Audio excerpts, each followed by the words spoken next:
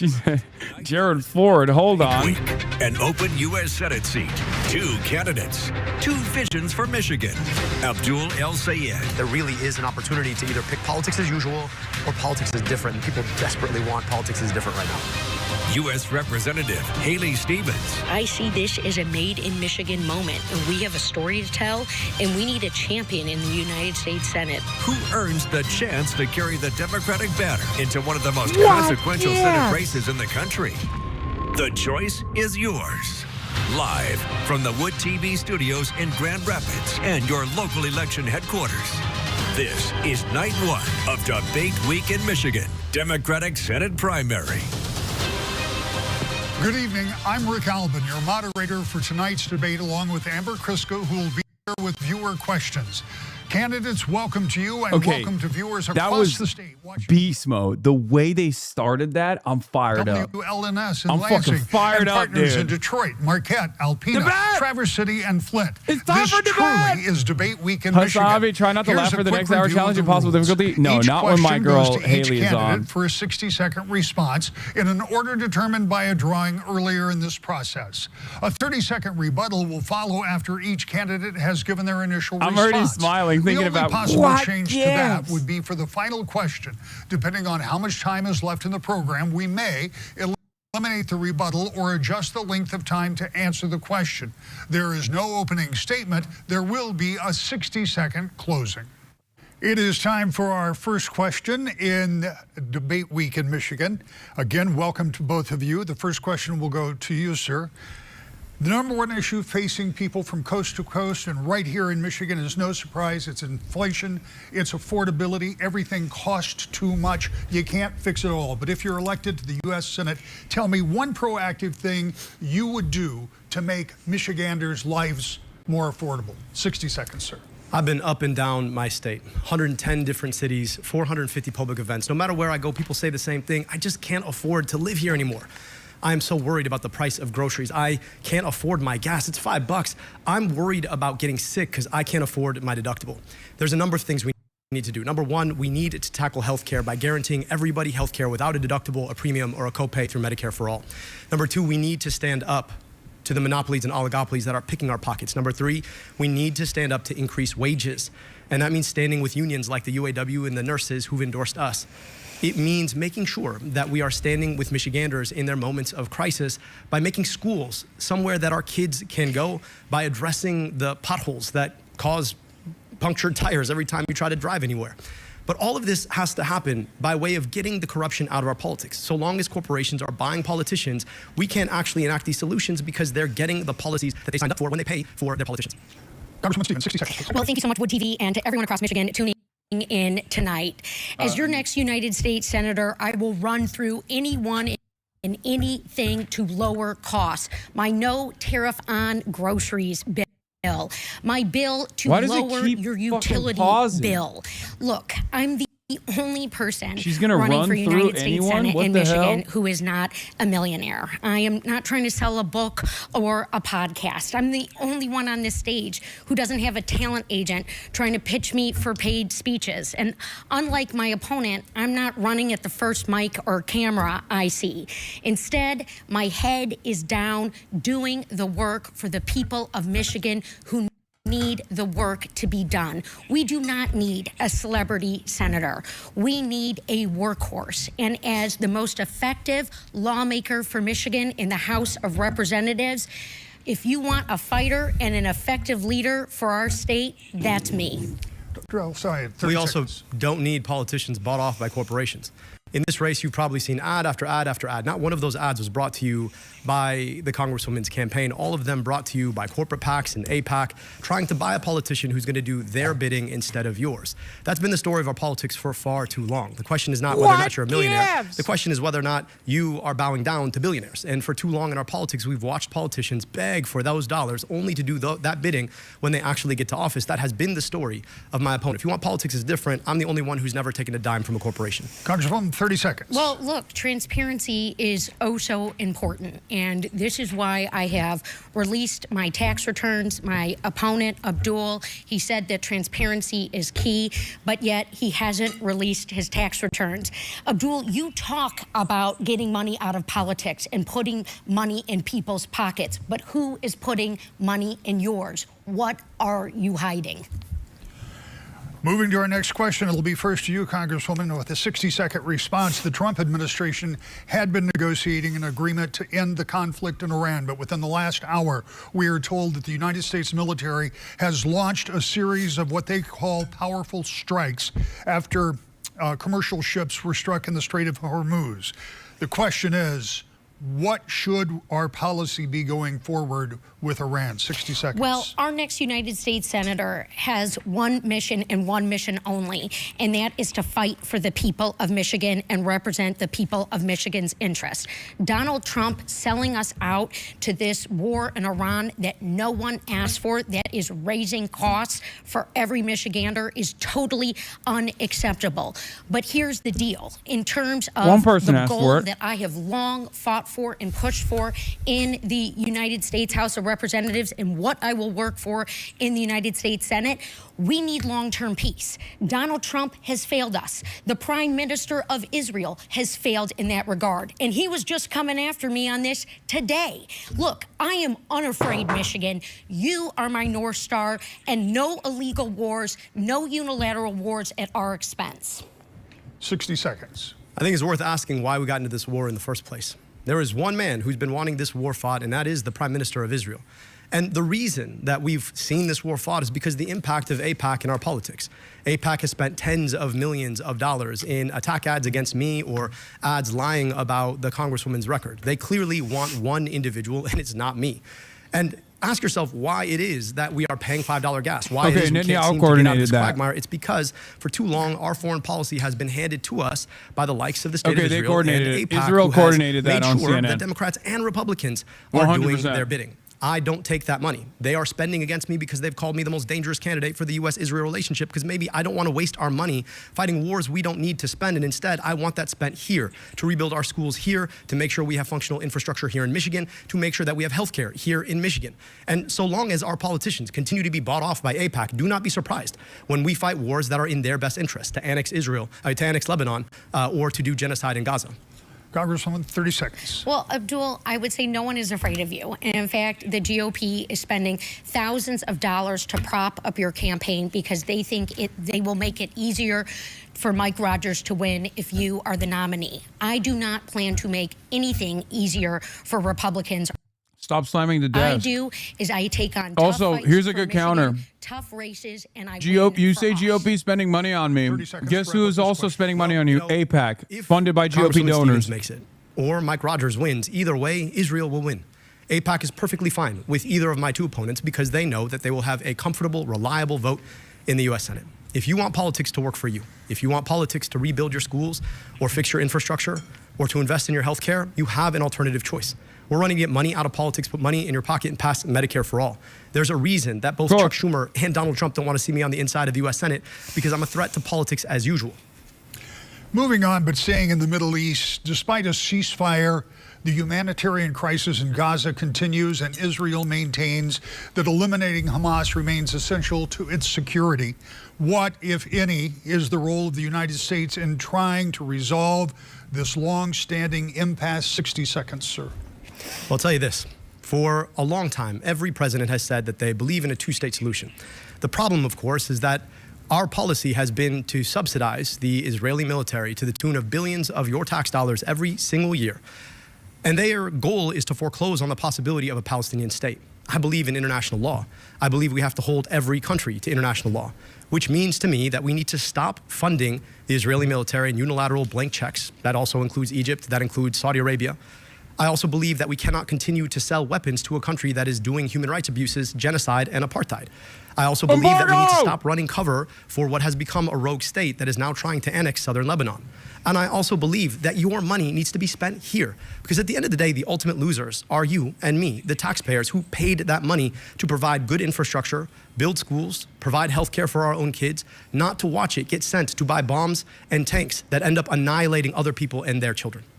Congresswoman, 60 seconds. The goal has to be long-term peace, and this is what I have long worked for. I stood alongside families who had relatives taken hostage by Hamas, and I called for a permanent ceasefire.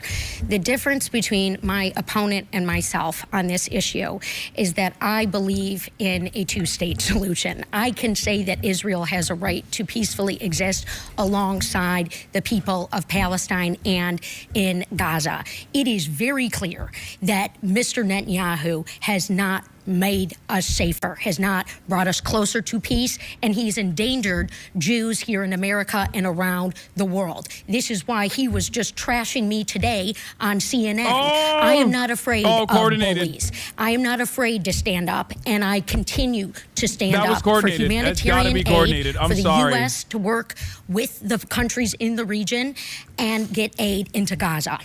30 seconds. Look, I believe in equal rights to peace, dignity, and self-determination for Palestinians and Jewish Israelis alike. But the question I think the Congresswoman needs to answer is, why has she allowed $40 million of outside spending, the bulk of it coming from AIPAC, to come into this race? Bro. I don't think Benjamin Netanyahu is attacking her business. to actually attack her. I think he's attacking her to try and steer away the stink of how staunchly she stands for their policy. So let's take that opportunity to explain what you've given away for AIPAC support in this race. Oh my God, it's coordinated. Oh my God. And no one owns oh my God, policies. it's 100% Anyone coordinated. who is contributing Let me to guess, is my Shannon Watts also fucking saying it? Oh, Netanyahu, your ass is cooked by Haley.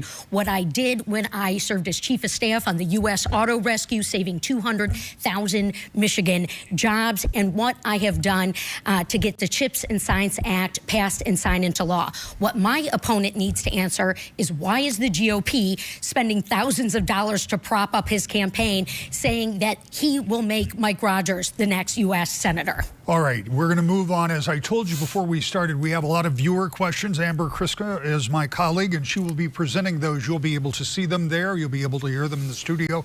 If for any reason they are not clear, let me know, and I will repeat them. Here is Amber with our first viewer question. A lot of questions on this next topic, bipartisanship. This is from Mark Newman. Oh, God. In the spirit of bipartisanship, talk specifically about how you will reach across the aisle. Boo. Name a particular project that you will champion that will require working with the opposing party. Congresswoman, 60 seconds. Well, I don't have to just talk about what I would do. I can certainly talk about what I have done in terms of passing bipartisan legislation like the CHIPS and Science Act. But to answer our viewers' question very specifically, I have a plan to lessen Michigan and the United States' dependence on China, to lower cost and to create those good manufacturing jobs. That is day one legislation for me in the United States Senate. And look, there is a reason why the Center for Effective Lawmaking recognized me as the most effective you know who recognized lawmaker Abdul, the for UAW? Michigan in the Congress, because I fight for us, I win for us. Debbie Stabenow has endorsed my campaign. Our Attorney General Dana Nessel has endorsed me for United States Senate because of What the fuck their does that fight have to for do with Michigan industry? and their results for Michigan, and them seeing the same in me. And so, yes, when we talk about manufacturing, when I bring in my supply chain bill to the floor, I feel really excited about getting other colleagues on the Republican side to join me. Thank you. Move on. Dr. El-Sayed, 60 seconds. I'm proud to have been endorsed by the UAW. And the reason that they've endorsed me is because they understand that I am a fighter for working people. I can tell you that there is bipartisan support already to blow up the USMCA, which has been a cancer on our manufacturing industry in Michigan and the industrial Midwest in general. That is a bill, of course, that my colleague actually voted for. And I think there's bipartisan consensus that that has been a danger. We have an opportunity to rethink trade policy to make sure that we're protecting good union jobs in this state and in this country. And I think that means rethinking how we do tariffs. Now, Donald Trump's version of tariffs is like chemotherapy, but you give the patient all the chemo at the same time. I think there's an opportunity where you pace it out. You think critically about how you protect critical budding manufacturing industry, and that you are transparent with your trading partners about how you do this in an effort to build long-term sustainable manufacturing jobs. I've heard a lot from Republicans saying that they want to bring manufacturing jobs back. Let's roll up our sleeves, work together to get that done. 30 seconds, Congresswoman. Well, NAFTA was a crap deal, and it hurt a lot of Michiganders. And what is also hurting us right now are Donald Trump's reckless policies that Mike Rogers has said he wants to rubber stamp. There's a reason why the Gordie Howe Bridge isn't open, and Mike Rogers is rubber stamping that. There's a reason why a trade war is going on with Canada. Small businesses all over Michigan losing revenue as a result. I thought he was going to take on China. I've got the bill to do that and to lessen our dependence and grow manufacturing jobs. I've done it once before, and I'll do it again as Michigan's next senator. 30 seconds. And the reason that the big corporations always get their way when it comes to free trade is because they buy off politicians to do their bidding. Everybody knew USMCA was not going to solve the problem. Everybody knew it. And yet, they bought the votes to get their way. And now you can buy a cheap TV, but you can't find a manufacturing job that can actually feed your family. That is the devastation of corporate-bought politics. Is the only candidate who's never taken a dime from a corporation. You know I'm going to stand up for you. It's the reason. Again, the UAW, nurses, AFT have all supported us because when it comes to the choice between working people and corporations, I will pick people every time. Yeah, and it's the only reason you haven't released your tax returns. All right, and 15 labor unions are endorsing me. I yield, Rick. Yes. Amber has another. Sure, go ahead. I respond? Quickly, very quickly. Yeah, I took the same extension that the Congresswoman took every single year she was in Congress. I'm talking about your tax returns, Abdul. You haven't released your tax returns. All right, you don't need an extension to do that. There's a process. Who's putting money in your pocketbook? We're going to move forward with another viewer question. Amber is here with another viewer who wants to know where the two of you stand. Is the Democratic Party shifting? Joe Beelan has our next question. He says, many of my friends who are Democrats are very concerned with the way the party has shifted so far left that the party no longer accurately represents their views. Will you continue on the current party path, or will you pursue your own path of leadership?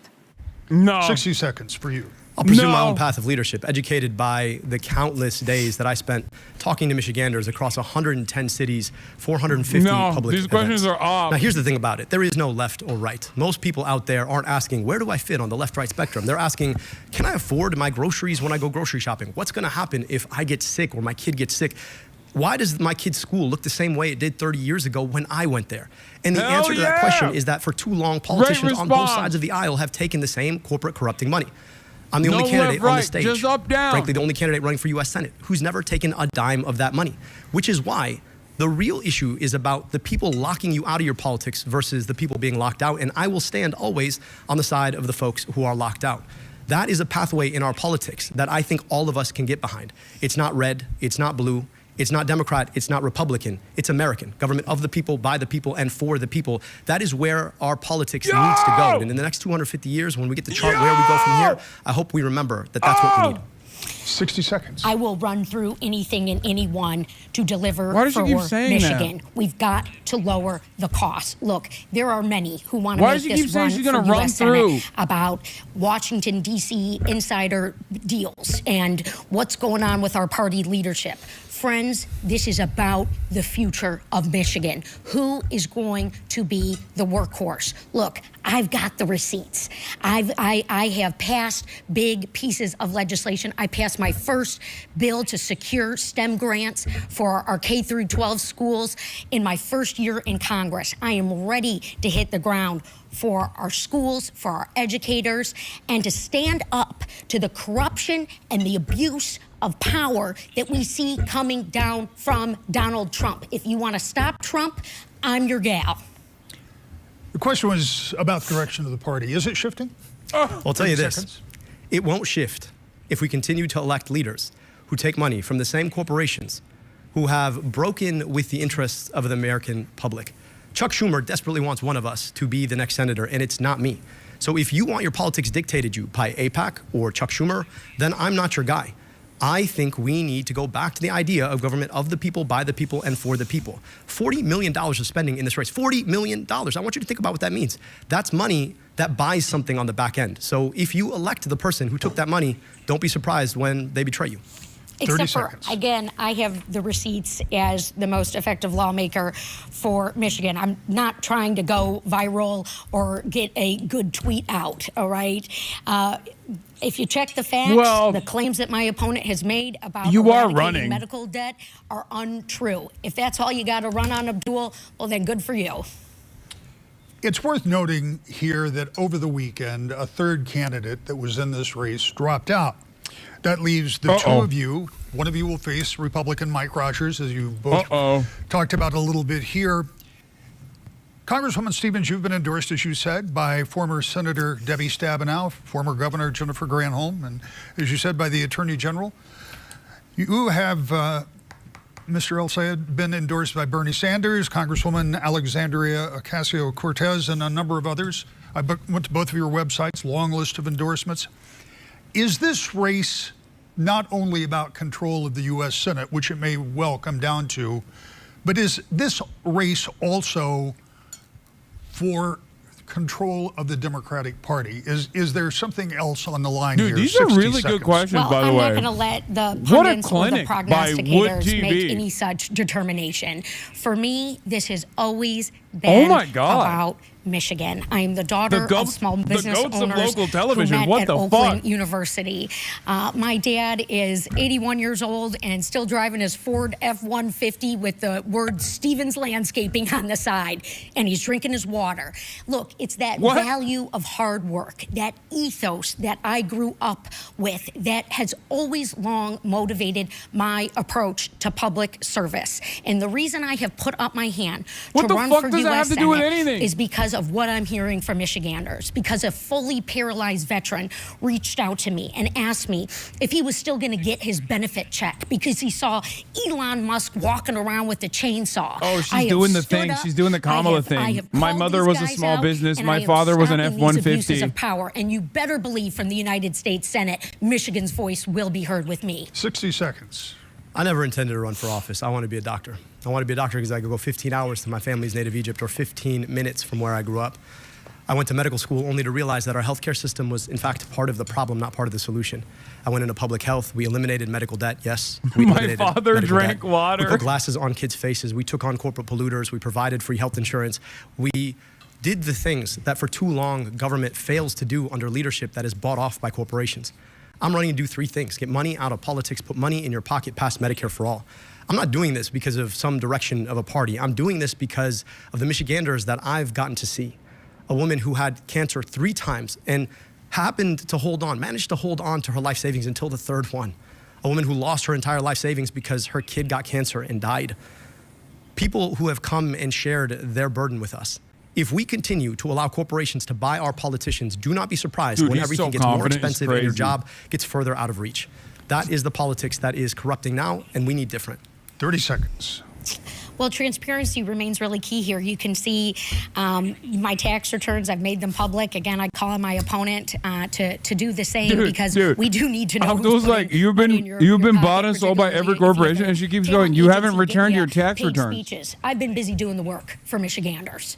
Period. Full stop. Power Outage Relief Act. I mean, he's eventually going to release them, so it's like really funny that that's the line of attack. So what then? Supply chain security. I've got a bill for that. I am ready to go for us, Michigan, on day 1. 30 seconds to wrap. Let's talk about power outages. People sleeping in dark rooms without electricity for the 4th straight day. My opponent's taking $37,500 from DTE. Ask yourself what that buys. Our politics have been deeply and profoundly corrupted by corporate money, and I want to get money out. You want to talk about transparency?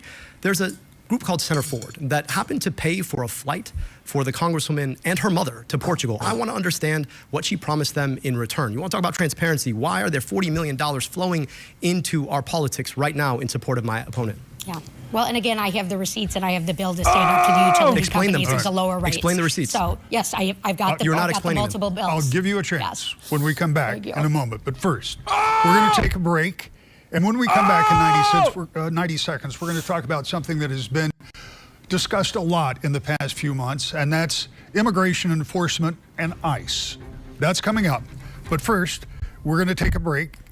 The candidates will enter the spin room. Once our debate concludes, there is a QR code right now that will take you to our live We have the link, right, for Abdul? On Wood TV. Support Abdul al-Sayed. Support actually existing socialism, AES. There's a pinned link, chat. Wow. Right off the rip. Right off the rip. Oh my God. What an annihilation. Haley Stevens already has a lot of issues keeping up with Abdul because Abdul has done, podcasts. Like, he is a media guy, right? He has media experience. He has on-camera experience. And Haley Stevens clearly doesn't. Haley is trying to turn that weakness into a strength by being like, oh, well, you're in front of all the cameras all the time. And it's like, well, you're running for fucking Senate. Like, you should be as well. You're in front of every television station all the time because there's $40 million of ad spend for you coming from fucking AIPAC. So the charisma gap is so fucked up. It's perverse. It's like it's already a wrap on that front. But then also on top of that, Haley Stevens is just not a very good politician. And by that I mean, she's a regular ass establishment Democrat. That's the reason why Chuck Schumer endorsed her and wanted her to win. And for that reason, she's bought and sold. So Abdul is like hammering that line over and over again, talking about, money out of politics, money in your pockets, Medicare for all. That's already great messaging discipline, easy to understand. Because remember, there's a lot of people that are listening to this for the first time ever. Not a lot of people watch these debates, but there's going to be a lot of clips after the fact as well. But yeah, when you look at Haley Stevens' voting record, stop the Lebanon War Powers Resolution. That happened last week. Sent Israel $26 billion more in aid after it killed 34,000 plus people. Sent Israel another $17 billion in aid. A failed bill Biden would have vetoed. Banned the State Department from citing Gaza Ministry of Health death tolls. Sanctioned ICC officials as they sought justice against the Israeli war criminals. Expressed disgust as South Africa's suit accusing Israel of genocide and praised Biden spokesperson John Kirby, calling the case meritless, counterproductive, and completely without basis in fact whatsoever. Expressed gratitude for ICE, just like Wesley Bell, and force through the TikTok sale or ban it in the U.S. if it wasn't sold. So he set up a trap. She's talking about her resume and he's talking about the problems in the status quo. Her resume obviously didn't help. That too. I will say we don't know. I mean, this is coordinated, okay? This is 100% coordinated. I had to make note of this for the record. Oh, it's back. Okay, let's get into it. I just want to be clear. I went to Minneapolis at the height of Project Metro Surge. I watched as our government laid siege to a city in our own country. It was awful to see. ICE is not about immigration. ICE is not about the southern border. I was on nearly the northern border. ICE is about normalizing paramilitary force on our streets. I've been clear that you can't reform ICE. You can't retrain ICE. You have to abolish ICE. Now, that's not to say that we can't secure our border. That's not even to say that we can't actually enforce our immigration policy. That is to say that we shouldn't do it at the edge of destroying our Constitution itself. ICE is a new agency. It is younger than I am. We have done this in the past in a way that respects the basic rule of law. And if we're serious about actually having a pathway in this country to a humane, thoughtful, common sense immigration system, we've got to invest in the court infrastructure that offers a pathway to citizenship for people who built a life here and lived here peaceably and contributed to our society. I think that's the responsibility we need to go to while keeping our southern border safe and secure. What would we do about ICE in 60 seconds? Yeah, well, before I jump to the bipartisan border security bill that I do support, it must be said very clearly that Donald Trump's ICE is completely out of control and it is an abuse of power. So why'd you thank him? ICE agents from top to bottom that have committed crimes have to be held accountable, and I've got the legislation to do it. I called on Kristi Noem to go. She was removed, but no reforms took place. They took $70 billion of our taxpayer money into an ICE slush fund. This has been a failure.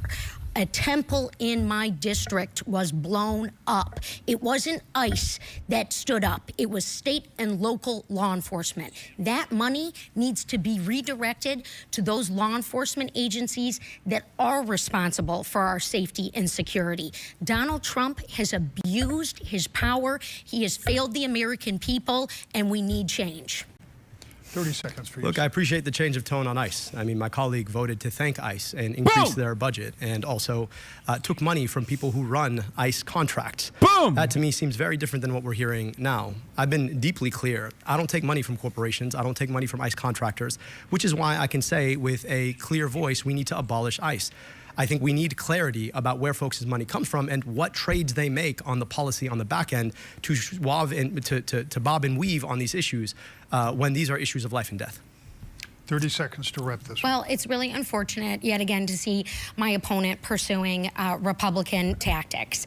There was a bill on the House floor to condemn an anti-Semitic terrorist attack that in Boulder, Colorado, that killed an individual and injured a Holocaust survivor. Instead of bringing us together, Republicans put in a cynical point about thanking ICE. I am always going to stand up to violence, and I just wish my opponent wouldn't pursue the cynical approaches of Republicans when we do need to be united. Amber's back with us with yet another viewer question. Let's do this question, and then we're going to come back to some of this in just a moment. Let's do the question.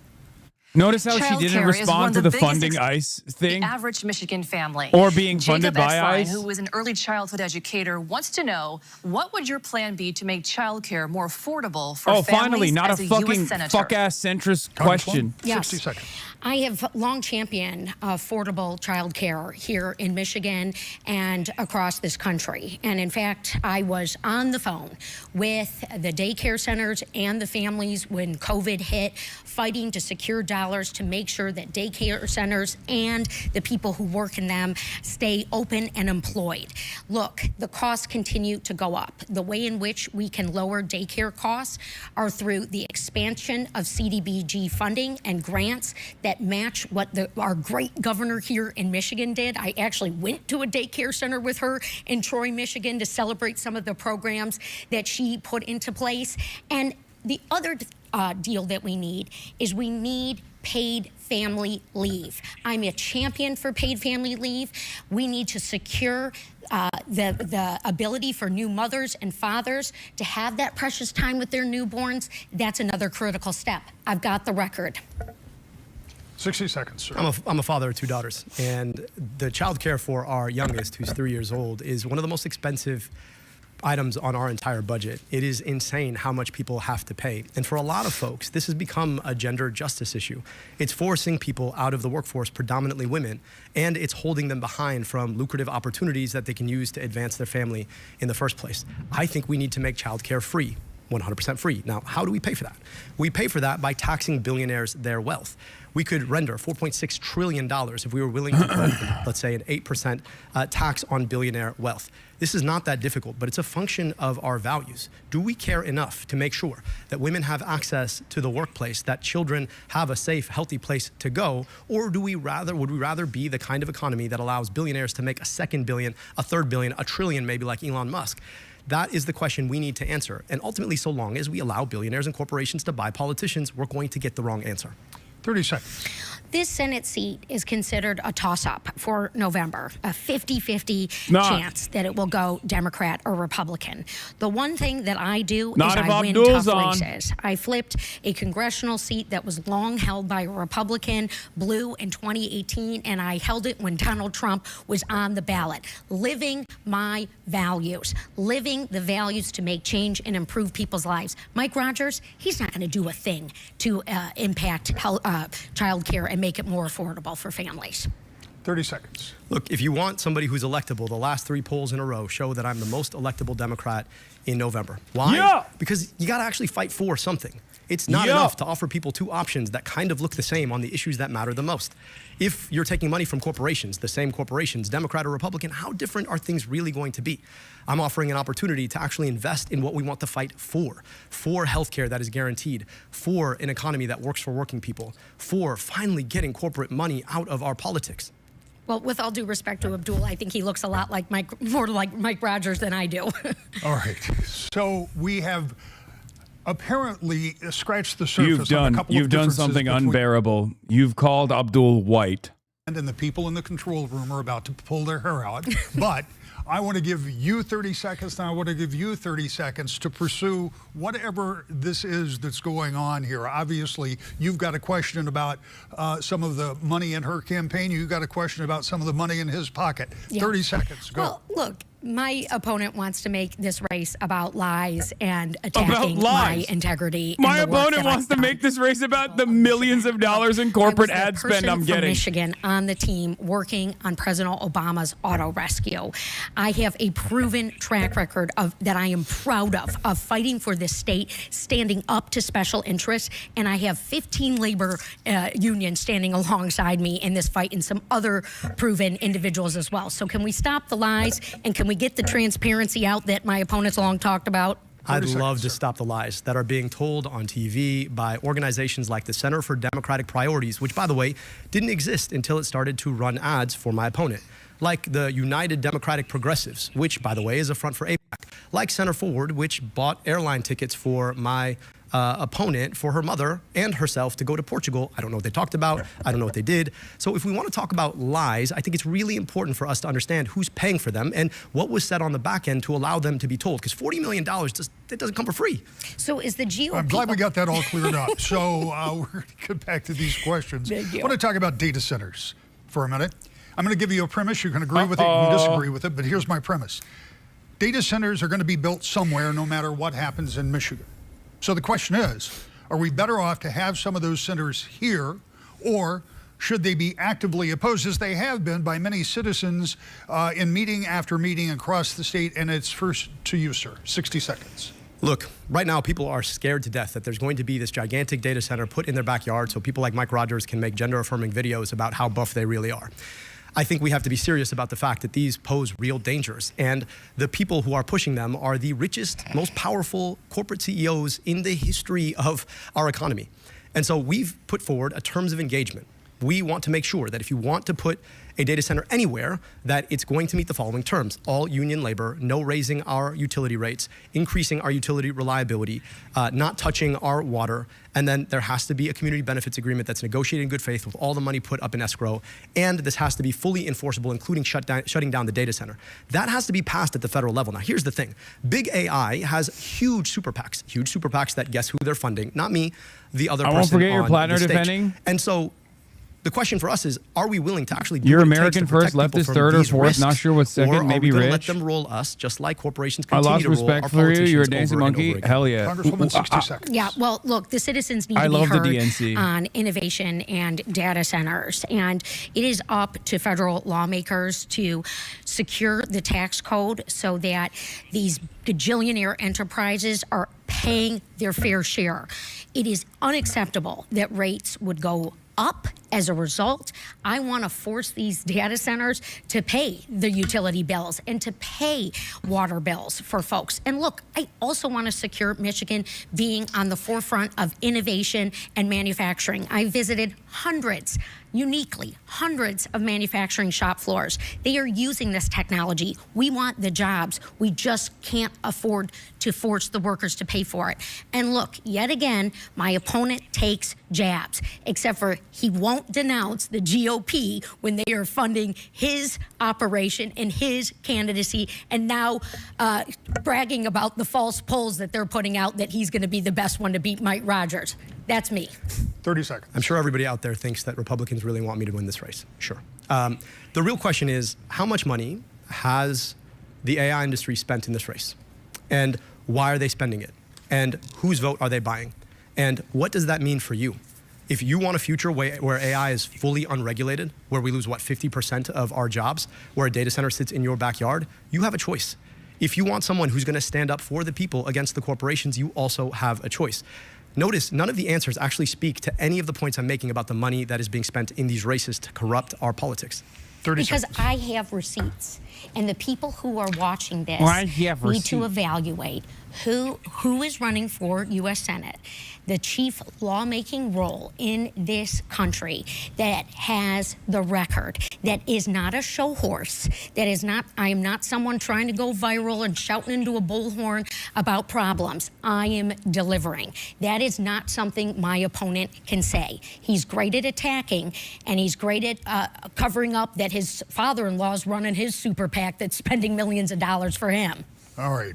Going to move on to a question that you have both addressed, because these go together. And this one will go first to you, Congresswoman. We hear a lot about AI, artificial intelligence, hear about it every day. I doubt that most of us have a really good grasp of exactly what it is, what role it's going to play in our lives going forward, what role the government has in putting guardrails on technology that few fully understand, that could be a positive game changer that is evolving all of the time and is displacing workers already. We know that that's happening. So should the government jump in the business of regulating AI? 60 seconds. Yeah, and look, Abdul is lying. Again, he has a super PAC that is run by his father-in-law that has spent millions of dollars on his behalf, and the GOP is also spending money. It's good to know that his father-in-law isn't involved with AI. Here is the deal. I passed my first AI bill into law in 2020. I don't even know what this line of attack is. All right, in my first term in Congress. I have supported resources to invest and protect in the privacy for consumers and to stand up for the little guy, particularly small businesses who need equitable investment, Black-owned businesses like ones I visit on the regular, who oftentimes are getting the short end of the stick, and they certainly are from Donald Trump. I want to make sure that resources are coming into our communities and that jobs are protected and maintained. We can do this here in Michigan. We just need the right leadership, and I believe that is me. Do we need to regulate AI? 60 seconds. Absolutely. First, I just want to be clear. The National Nurses United is not my father-in-law. Working Families Party is not my father-in-law. The UAW is not my father-in-law. But I also want to speak to the fact that we do need to regulate AI. And so long as we are taking money, the party is taking money from the AI industry, it's not likely to happen. I proposed a plan putting AI under democracy. What does that mean? That means that I want to make sure that legacy internet companies no longer own the means of creating AI. The AI corporations are spun off as public interest corporations, and that at least 50% of their boards are publicly appointed, meaning through the democratic process. I also want real clear guardrails on what AI can and can't do. I want an agency in the government like an FDA for AIs. And I want to make sure that we pass our terms of agreement. I can say all this because I'm not bought off by the AI companies. You talked about that 2020 regulation. That was a giveaway to the AI industry. So yes, if you want someone who's really effective at giving giveaways to the AI industry, you have your option in this race. 30 seconds. Well, I'm pleased that my opponent read my deep fake bill to better detect the use of AI, particularly with our children. It was written alongside the National Institute of Standards and Technology, and I am proud that that passed. His response should be, there are AI data centers everywhere, and we have no control over it. People are terrified. That he can pull while the GOP is supporting his campaign. And look, I worked really hard to make sure that Kamala Harris was going to get elected and that Donald Trump would be stopped. And my opponent did nothing. I don't know what Kamala Harris has to do with AI, but I want to speak to the fact that right now we have a choice. $40 million. We're being outspent 30-1 in this race, 30-1. That money is coming in from AIPAC. Their goal is to make sure that our money is sent abroad to kill other people rather than kept here to invest here. Now, the question you might be asking is, what does it have to do with a question about AI? Government will continue to work for the people who buy off government so long as we allow people to buy off government. It is that simple. And you're seeing a case in point to that. This next question is one that I take very seriously. I suspect many of the viewers do as well. The national debt is more than $39 trillion. $39 trillion.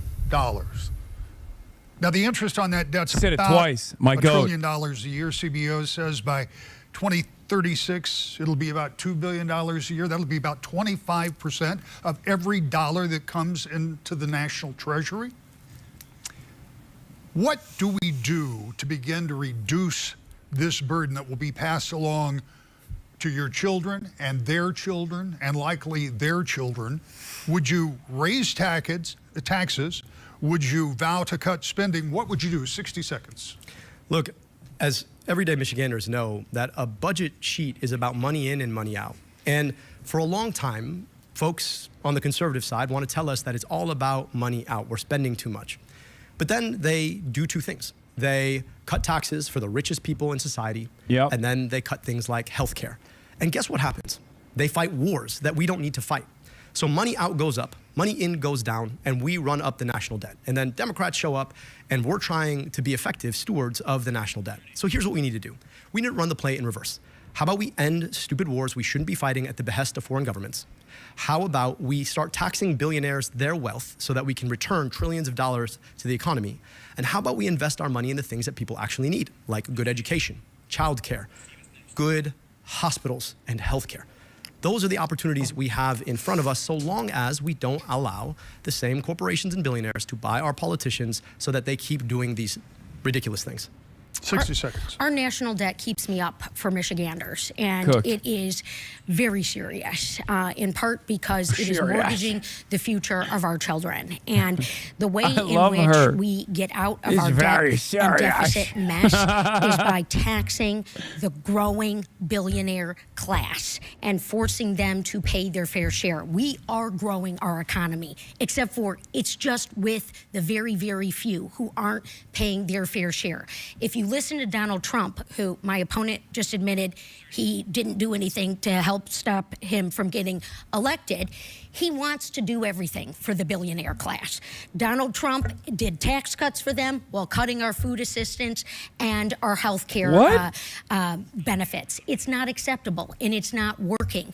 We can't look at the middle class here in Michigan and force them to keep paying. People can't pay their bills right now. People are underwater. I've had two working moms in the last day she's got tell me nothing. that. It doesn't work. So I think this is going to be reduced to Abdullah's Muslim by the end of the fucking by the time we get to August. It's just going to be Abdullah has the darkest beard.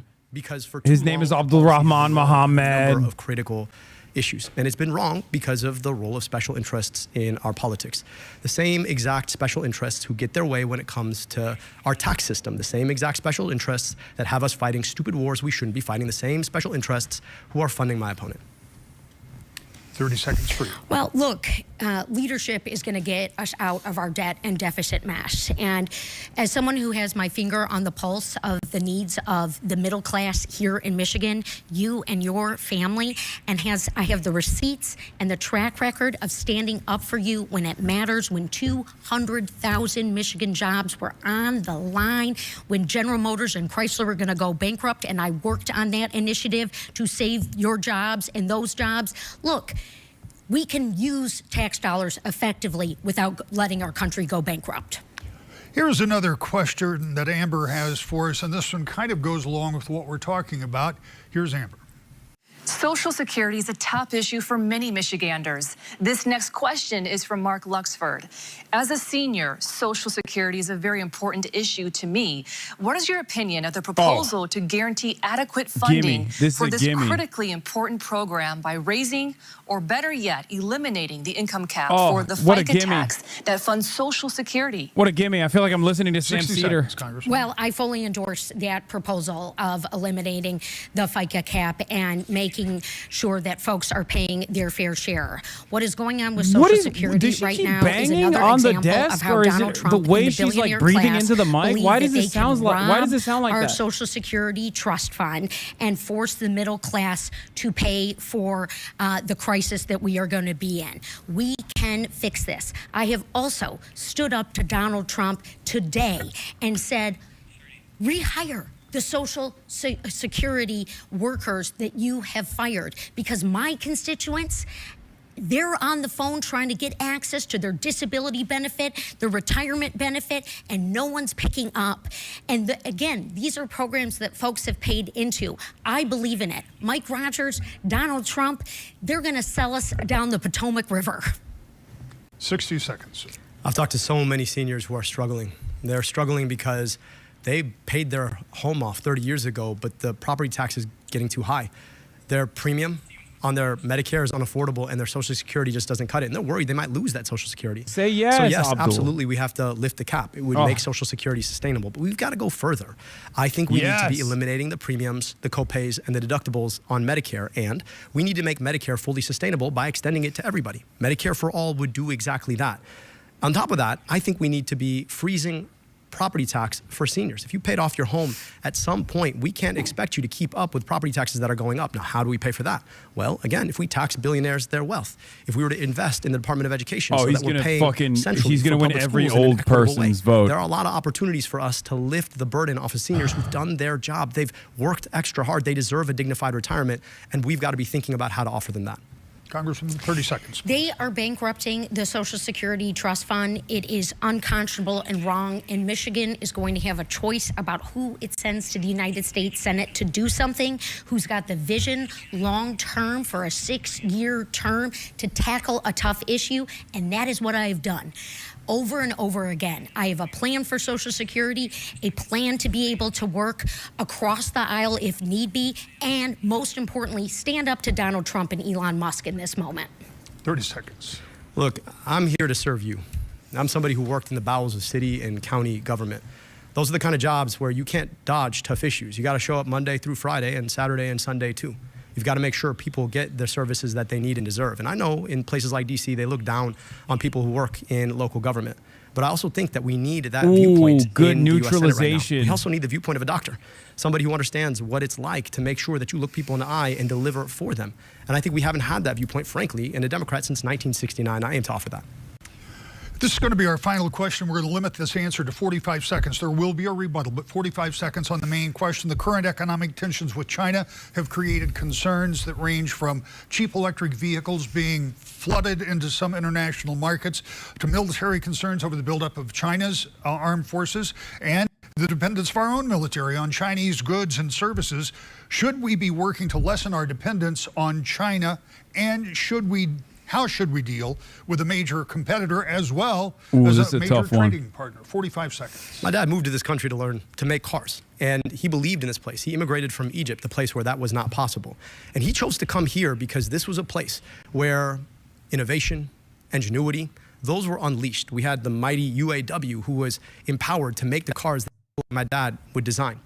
The challenge, of course, is that corporatism has gotten in the way. I remember when my dad came home in 1996 and said, a company that's more interested in finance than it is in engineering is not going to be a car company very long. Fast forward, 2008, there we were.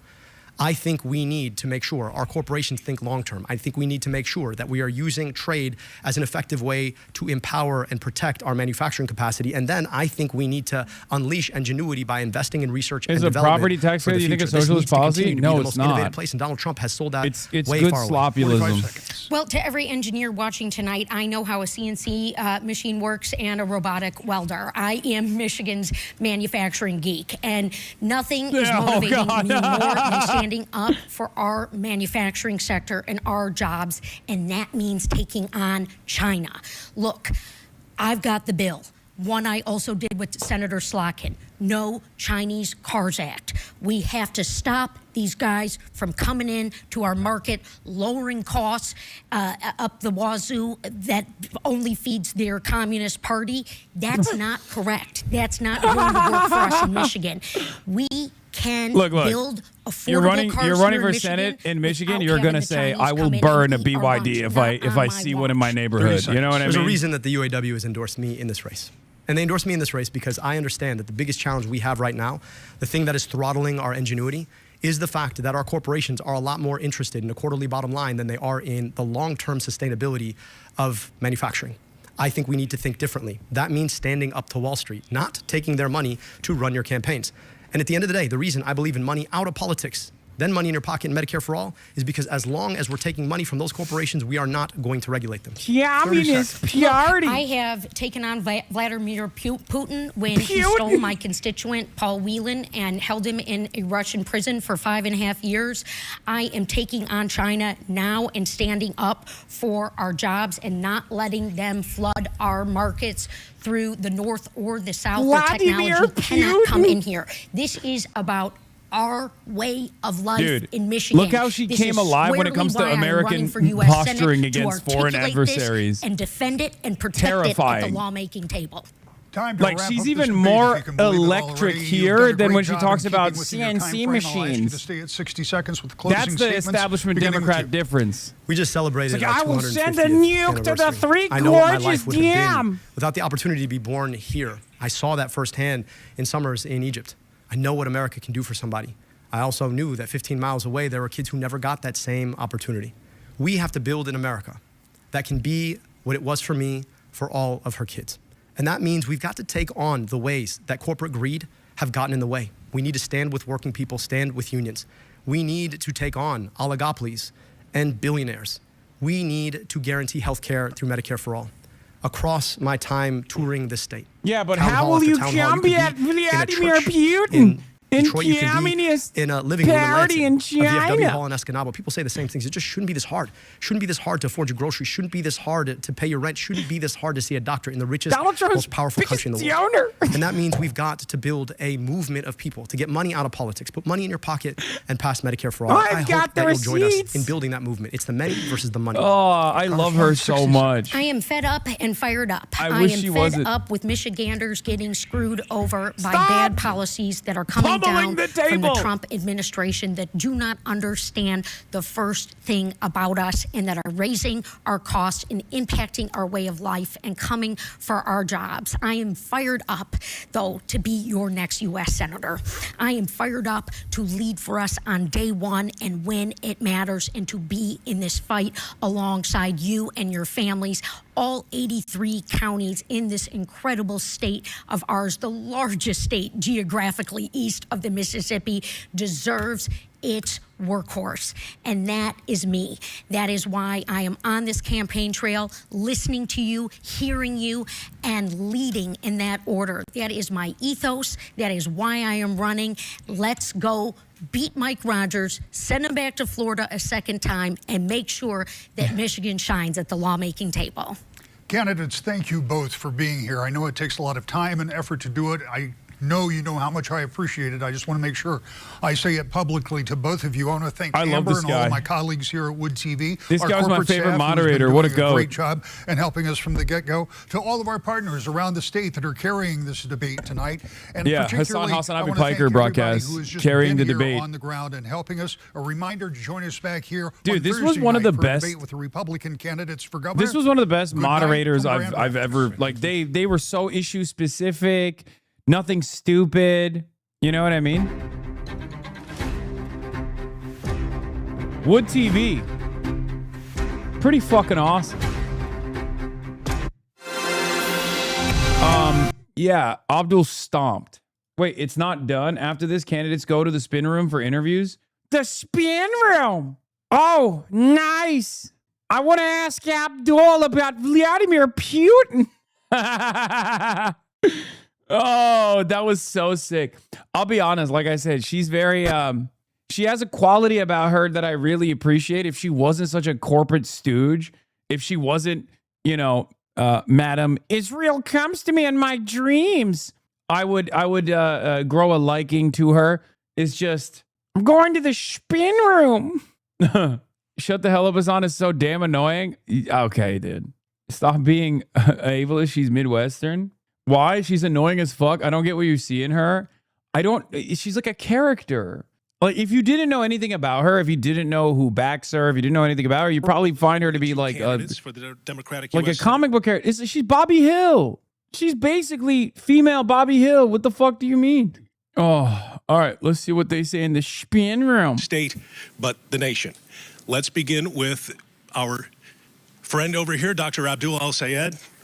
Welcome to West Michigan tonight. Honored to be here. Thank you. This was the second debate that you've enjoyed this campaign season. Talk about your closing argument here in the last 4 weeks. Yeah, look, we have an opportunity to build a movement of the people, by the people, for the people, as government was supposed to be, to get money out of politics, put money back in pockets, and pass Medicare for all. I'm proud to have earned the endorsements of everybody from Bernie Sanders to the UAW to the National Nurses United to the American Federation of Teachers. Working people coming together in a movement. Now, look, we're being outspent 30-1. You've probably seen the attack ads. That is unbecoming of our politics. It's a cynical way of doing politics. I'm not asking AIPAC to fund my campaign so that I'd be a reliable vote to send your tax dollars somewhere else when they need to be used here. I'm not asking corporations to give me their money so that I can turn around and do them a favor. I'm asking everyday Michiganders to give me their vote, their voice, so that I can show up and work for them and fight for them to finally get this cynical corporate money out of our politics so we can get along to standing with unions, taxing billionaires their wealth, rebuilding our schools and our infrastructure, and guaranteeing health care through Medicare for all. You've heard the argument, certainly, that you're too far left for a state like Michigan. Why are you the stronger general election candidate, not just the most progressive one? Well, I'm not the only one who says that. Poll after poll has demonstrated that. No. And that's because I show up and fight for something. It's not enough to just fight against a Donald Trump. You've got to be fighting for. What the fuck? No. Wood TV. Wood TV. What gives? Israel pulled the plug. Israel was like, nah, he's cooking too hard. He's cooking too damn hard. Stevens need to commit to running through a Sephora. I haven't seen such terrible makeup. Okay, this is my female moderator, Yubi. I am not saying that. I think her makeup is beautiful. Although as a male feminist, I do not see beauty. I don't see any women at all. There's only one gender in my book. So, you know, I should not have read that. I disavow that comment. I think her beat was excellent. Okay, her beat was excellent. It was great, beautiful and natural. Did she even have makeup on? I couldn't tell.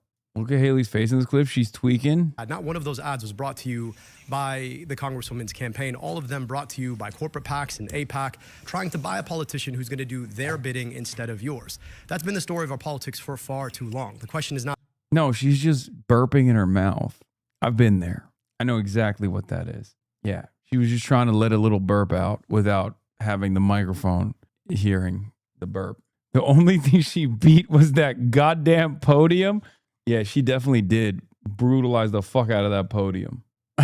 What are these ads, man? Since when do you do that? That's true. I do actually just let it rip when I have a little burpee coming. What is this? What gives? What gives? That was an incredible performance and a shellacking, straight up. Yeah, it's stuff like this that I love about her. I don't know why. I find it wholesome. Another clinic by Abdul. It's live again? Oh, there it is. It's top of mind for a lot of people in Washington. Yeah. Congresswoman Stevens, thanks for your time right now. They cut Let's the Abdul. ask you this. What's the biggest policy difference between you and Abdul El-Sayed that the Democratic primary vote used to decide to choose you? Well, look, we're making a decision about who we want to send to the United States Senate to fight for us and to deliver for us.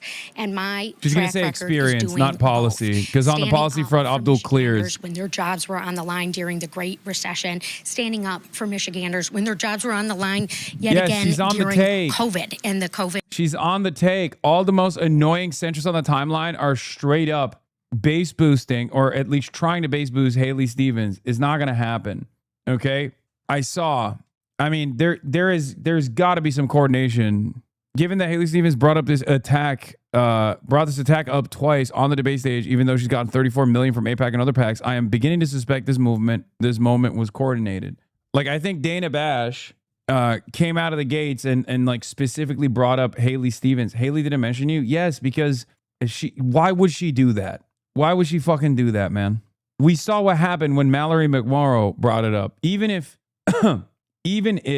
and I don't believe that this to be the case. Like, I don't think I'm like particularly popular or famous in Michigan, but virtually every candidate that has brought it up has lost their race because they look so ridiculous. Woo boy, if it was a grand conspiracy, he wouldn't say she was trafficking with anti-Semites. I'm not surprised you see Jewish conspiracies everywhere.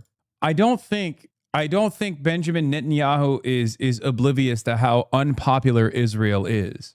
Yeah. Hey Siri, pull up the fakest thing of all time. Here Netanyahu, who hopefully will lose his job here, attacks Haley for Michigan for stating the obvious fact that Netanyahu is making Jews in America and the world feel less safe. We're going to one bad man theory until Nira has 260 Democrats in Congress who strongly demand Naftali Bennett carry out apartheid and genocide instead. If you're interested in why a fanatical supporter of Israel is being backed by AIPAC with $30 million is calling out Netanyahu, it's because it's AIPAC approved kayfabe for half paying attention liberals. Learn about the rise of the one bad man theory here. See also cutting off aid to Israel is another increasingly popular fake dissent on Israel. Can you elaborate on what it means that it was coordinated? Dana Bash specifically said that Jewish lawmakers were saying that what is happening in Israel makes American Jews unsafe, and then brought up Haley Stevens is not Jewish. Why the fuck would Haley Stevens get brought up? Is she at the forefront of criticisms of Benjamin Netanyahu, or does she have a fucking debate coming up later in the evening? I'm sorry, guys. That's insane. Why the fuck would Haley Stevens be brought up as a prominent critic of Benjamin Netanyahu? Are you guys insane? Really? Out of all the politicians that have been getting called a fucking anti-Semite up and down the timeline, Dana Bash chose Haley Stevens? Pulled her name out of a hat? What do you want, crack? What gives? Did Haley run away, or does she have... Good reason. This is a state that is seen as purple as it gets, maybe as purple as my tie. And so what's important is, where do the independent voters show up for this? Where do the traditional Democrats fall in line as they're going to vote for this? And all of the ballots that are already out. Absentee ballots went out. All the Democratic accounts saying Haley destroyed Al Sayed. Kent County clerk said that they sent out over 100,000 and that 10,000 of the ballots had already come in. So that's why there's a lot of attention on this race and a lot of money being spent. Let's sneak on over. Let's go back to Abdul Al-Sayed and get some of his thoughts here as the media is asking him some questions. We're just going to listen in real quick. Damn, they got him surrounded. So if you believe, like me, that we need to get corporations out of our politics to actually start answering those questions honestly for the people, I hope you'll support us. Right, and as for Medicare for All, that's something that some people in Congress have tried to pass before. How are you going to actually get that passed? When is your tall ass Well, coming we're back gonna to try. Michigan? Number Soon, two, we're brother. going to ban Before the impact primary, of I'll be big there, pharma though. And big insurance and big hospitals in our politics. And number three, we're going to actually have that conversation with folks. Look, I've been to 110 different cities now. I don't do the thing where I do a made-for-TV little stop. I actually do a whole town hall, right? And we spend an hour and a half taking questions. So I've done the work of listening to people. And there is not a room that I walk into where somebody doesn't tell me, you know, Doc, I voted for Donald Trump 3 times, and I'm voting for you. And I asked them why. I said, well, because I really think you want me to have health care. He loves the story. So I think we can win on our values if we're willing to actually have that conversation with the broader public. And I think we should try, because $6,000 in deductible, $225 billion in medical debt, we could do so much better. Release your personal finances. That was obviously a focus of Congresswoman Stevens. Would you vow to release those before the August 4th primary? I'm happy to do that. Look, here's the issue. When you can't win a policy debate, when your ads are being paid for by AIPAC and corporate PACs, folks who are flying you and your mom out to Portugal, then you look for a distraction. At the end of the day, I took the same extension that she's taken every single year that she's been in Congress, the same exact extension. I didn't hear her complaining about herself taking that extension in the past. So look, I'm happy to release them. We will be releasing them soon. But this is a distraction from the fact that people have been seeing those ads. Being outspent 30 to 1, 30 to 1. AIPAC has dropped tens of millions in this race. Tens of millions to do what? They want a reliable vote to send your tax dollars abroad to drop bombs on other people rather than to invest here at home. Did you think that she was attacking you personally because you have a lead in the polls? Look, I mean, I think what you're seeing is a level of desperation in that campaign. You know, when you got $40 million spent and you can't seem to nudge the polls, it says something about the quality of candidate and the quality of argument. And so, you know, this happened with Kamala. Attacks. I mean, you've been seeing the attack ads on TV. Look, I got an 8-year-old daughter at home, and she sees how I treat my wife. She sees how I treat her. She sees how I treat my mom. And to have to explain that to my kid, that just reeks of desperation to me, and it's not in keeping with the kind of politics that we want. And now when you're seeing that attack at $4 million a week, it says a lot about the kind of desperation you're seeing from that campaign. It's sad. Did you watch Egypt's soccer game today? I did. Look, I saw. And are you able to hold? Okay, good time to step away there talking about soccer. Let's head on over to Representative Stevens now. These Another guys big, are large group awesome. of Dude, media Wood over TV is here. awesome. And so she's taking questions. We're going to do the same thing and kind of stick her mic in and see what she's talking about. Well, I don't. You gotta ask why he's got a podcast and why what he's making money on and all that business. He's got books, podcasts. Wait, isn't that the guy that got called gay by Thomas Massey? That's the Fox News guy. Portugal. Can you explain that and who paid for that trip? Yeah, look, this is very standard. Members of Congress, I was doing NATO meetings to learn about That's the how gay we guy can from better Fox assist News. our partners to end the Ukraine war. So that was paid by Center Forward and not the House office? It's a very standard way in which members engage in critical policy. Should it be? I've learned a lot to stand up to Putin on that. Yeah. The only way I could stand up to Putin is by taking a paid trip with my mother to Portugal. The beautiful state. Well, look, I'm a transparent, accessible lawmaker with the receipts of helping real people with real problems in the job that I am running for right now. And look, I'm going to continue to be transparent and accessible throughout this campaign and throughout my time in public service. I have been doing the work for Michigan when it matters, and I'm damn proud of it. Congresswoman, do you think that you purveyed an effective message during this debate? Do you think that you got your point across to the voters of Michigan? Well, I'm always happy when I'm talking about Michigan and what Michiganders need and what I'm hearing from Michigan and why I want to fight for them. No, I'm not looking for punditry ratings. I'm just excited to be engaging in the deliberation of our democracy on behalf of the people of Michigan to earn their vote, just like I have done. I'm looking forward to fighting Vladimir Putin. This is a serious moment for Michigan. Make no mistake about it. You know, last year when those crazy tariffs were coming down, 55 in 100 days, some of our counties had some of the fastest growing unemployment in the country, all right?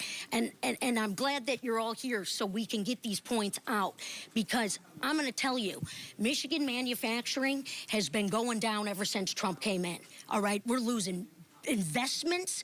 We've got this super site in Flint that needs somebody to move into it. Well, that fell apart because of Trump's tariffs. We're just hanging on here. That's what people don't understand. We've got tech and AI, but we got capital-intensive industries. Come walk a floor with me. Come talk to some of these folks. So if I get a chance to advocate and shine a light on that, I think I'm winning. And I think that people hear me, that I hear them, that I am fighting for them. That's what we need in the Senate. You've said that you will go through anybody. Great exchanges here. Both candidates, again, talking to the media. I'm going to swing back out, and I see Rick Albino standing over here. Maybe a good opportunity to talk to you, Rick. We're hearing a lot of the same arguments here, counterpoints of what we heard through the debate. Writ large, in the big picture, this is kind of a fight about the future of the Democratic Party in the state, is it not? I certainly think it is, and I asked that question specifically for the reason I think that there's much more riding on this race than just a U.S. Senate seat. Now, by the way, a U.S. Senate seat's a big deal. I'm not taking anything away from that, but I do think it's about the direction of the party. On this side, you have an established candidate that's been endorsed by established Democrats. On the other side, you've got the more progressive candidate that's been endorsed by more progressive Democrats. Now, it's not to say either is right or wrong, but the question is, in Michigan, what wins? You've got to be able to get to that center third to win in a general election. Republican, Democrat, doesn't matter. You said it yourself. We're a purple state. So you've got to be able to get to that stimming so hard. third. I have too many. I've downloaded way too many verbal stims of Haley Stevens. We know that they have problems, but what's the answer? Is it, as we heard, What that billionaires should be taxed, or is it something else? So, I mean, the real question is, who can appeal to that middle third, and then are you okay? No. I'm like Vladimir Putin. What does that say Putin. about 2028 and people who are running for president that need to come to Michigan? If you're a Democrat, you've got to win Michigan. That's just the way it is.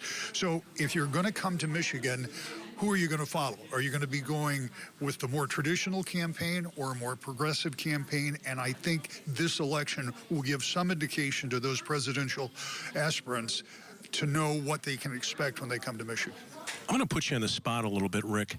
Who do you think Mike Rogers wants to run against? I think, first of all, be careful what you wish for. Because it doesn't always work out. He's in the tank for Abdul. Straight up. And we've seen, I think, people in the past be overconfident. Because yes, Mike Rogers wants to run against Abdul because they're going to hit the Muslim Alex Jones style, right? 2 years ago. And they think that's going to be President Trump was on successful. the It's ticket not. 2 years ago. He's not on the ticket. He's still very much part of the conversation, but he's not on the actual ballot. So I don't know. But that's what that why he means said, when we be get careful down what to you wish November. for. You might get and it. I really don't know if it makes a great deal of difference from this standpoint. Mike Rogers, just like whichever one of these Democratic candidates is the nominee, is going to have to go out and run their own race. They're going to have to convince people to vote, not just vote against somebody else, but vote for them. And I think that's the challenge that any one of the three people, the two that we saw tonight. Their first attack ad was already about you and him. Yeah, but that's one of those attack ads that's like boosting his profile in the Democratic Party primary. So like Haley Stevens isn't wrong when she's like, oh, GOP's like GOP spending, except the greatest counter to that is AIPAC is the biggest GOP donated super PAC in the country. So the GOP spent quite a deal of money on you because you win or Mike Rogers wins, Israel wins regardless. They don't care. Sorry to cut off your man, Bill. He's really cool. I know. Have you had any conversations with Mallory since she dropped out? And what is your approach to that and kind of where It's where the does guy. it stand right now? It's the Fox News guy, I think. The one that This is really hard right? to do. Isn't that the same Particularly hard Fox to do with News young guy? kids. I got an 8-year-old and a 3-year-old, and I know her daughter Noah is 5. That's really tough. And I've been there before. I ran a really tough primary, and I lost. And so, you know, I wanted her to know that I appreciated how she ran her race. I wanted her to know that I believe she's super talented. I and trust look forward to Audrey. what She does in says politics no. next. Oh, And I damn. wanted her to know that I was grateful to have shared the campaign trail with her, and I thought she made this campaign. This anti-white racism? Am I doing anti-white racism? I'm sorry. Just from human to human. I probably Now, have when met it comes these journalists. To, you know, Oh, where TVU potential Mallory's backpack. Look at that. supporters go. Mallory was clear that she wanted to reject the power of corporate money. Say sorry to and this AIPAC guy who's money probably a and Chuck local Schumer journalist. I politics. apologize to I the want to local reject the power of journalist. corporate money, I will AIPAC give you money, a and I Chuck will Schumer give you an politics. interview. And so I hope that folks who are inspired by her are going to be as inspired by our movement, because at the end of the day, if we allow Chuck Schumer or AIPAC to come in here and try and dictate to us what our politics should look like, I think we all lose. Did she say she might endorse in the race? No, I think she's still trying to figure out what happens next. Obviously, you know, for us right now, we're a lot more focused on just running our race. Obviously, we welcome her support, but you know, that's a decision for her to make in the long term. Abdul, why do you think that some... Okay. Some of the comments there from Abdul. I'll say that, and I'm going to truck across the room again. They're having here so and much fun with this. try to give Congresswoman Stevens some equal time. Is she still taking questions? What was the GOP money she's talking about? They're saying that the GOP is doing attack ads against Abdul to position him as the candidate. We are going to stop Trump. Yeah. Rep. Stevens, I just asked this to Abdul about the regulation of AI. Now, it seems to be a pretty bipartisan issue. Do you see that as something that can unite Michiganders? And if so, how do you set yourself apart from your potential opponent on the Republican side? Well, we want to beat China. And how I set myself apart from both of my opponents is that I actually have results on getting bipartisan AI legislation done. And in terms of the way in which we look to regulate and the way in which we look to stand up, we've got to make sure that the voices of people are at the table. Look, this is about our kids. So when we talk about what's going on with social media and very minimal regulation there, when we talk about the mass wealth concentration that's going on, that's not appropriate and right. And we want to have the guardrails be through open, free market democracy such as ours. We don't want to be playing by China's rules. So we've got to have leadership, and we've got to have vision, and we've got to have the commitment to do the job at hand, which is me. So to be fair, you're in favor of data centers. Okay, I want to swing back over here now, and I want to talk to News Nation correspondent. Where did I lost him? Oh, he's over here. All right, a little chaotic here. Chris. Yes. Brian Sterling. Brian. Chris Tyrewalt is with News Nation. True. You are also a political analyst. You've watched a lot of these races. True. Size this one up from the outside for us. Well, look, the Democratic Party is at an inflection point. And the reason so many national people are here, and the reason that there's now I'm here because the Hill Sunday airs on so many on your station in so many places, and I love you for that. But so many national people are here because this has ended up being the inflection point for Democrats in this primary year. So basically, after the How come Bernie Wood Sanders TV doesn't backed play my candidates did broadcast? so well in New York. The Mamdani candidates did so well in New York. It was sort of a split decision because you can point to a lot of places. You can look at Iowa. You can look at New Jersey, elsewhere, and say, hey, the moderate, the mainstream Democratic Party is still able to get electable candidates into position. And then in Colorado last week, very noteworthy, 30-year incumbent Diana DeJette loses in her primary. This creates the concern for Democrats. I can tell you Democrats in Washington are watching this race because if they cannot get Haley Stevens through, then they have a much more open question about can they control the Senate? Can they actually win the Senate? And also, are they having their own Tea Party moment? I was around in 2010 watching Republicans who reminded me a lot of Dr. El Sayed as they were overtaking their party, and succeeded. They succeeded. Donald Trump is president today because of the insurgency that overtook the Republican Party. Is the same thing happening to Democrats? What are the implications for the future?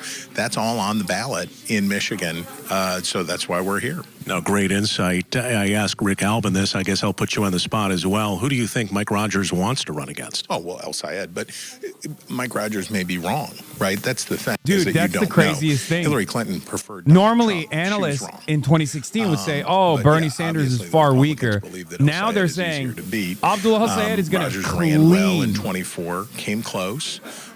There's no reason to think that he... Like, they're literally saying, which is true, by the way. Yes, the Republicans might be thinking that Abdul El Sayed is easier to defeat than Haley Stevens because they're also fucking boomer brain poison in the same way that the dumbass Democratic establishment is, where they think, oh yeah, this will be an easier race than Haley Stevens. 100% Haley Stevens would be easier. I still think Haley Stevens probably would also defeat Mike Rogers if I'm being perfectly honest with you. But Abdul El Sayed will destroy Mike Rogers. Okay? That matchup is all right, that's all the time we have for you at this point. not even close. Okay? Because you have to remember, like, Abdul is holding back on Haley Stevens because, one, she's also a Democrat. And two, he can't appear as like a vicious, scary Muslim man attacking a white woman who is Michigan through and through. Okay? He doesn't have to hold back on Mike Rogers at all. As a matter of fact, he already has been cooking Mike Rogers up and down.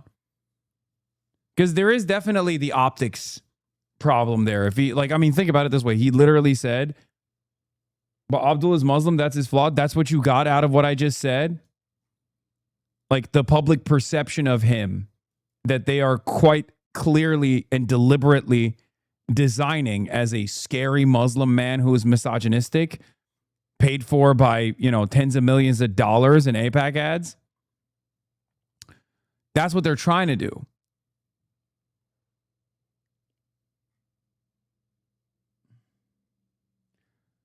And not only are they trying to do that, they did that after Abdul said